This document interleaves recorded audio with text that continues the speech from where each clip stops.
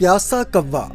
ایک دفعہ کا ذکر ہے کہ گرمیوں کا موسم تھا، ایک پیاسا کوا تھا۔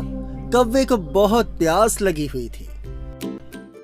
وہ پانی کی تلاش میں ادھر ادھر اڑ رہا تھا، مگر اس کو کہیں بھی پانی نہ ملا۔ آخر کار وہ ایک باغ میں پہنچا۔ وہاں اس نے پانی کا ایک گھڑا دیکھا۔ کوا بہت خوش ہوا۔ کوا گھڑے کے پاس آیا اور دیکھا گھڑے میں پانی بہت کم تھا، وہ اسے پی نہیں سکتا تھا۔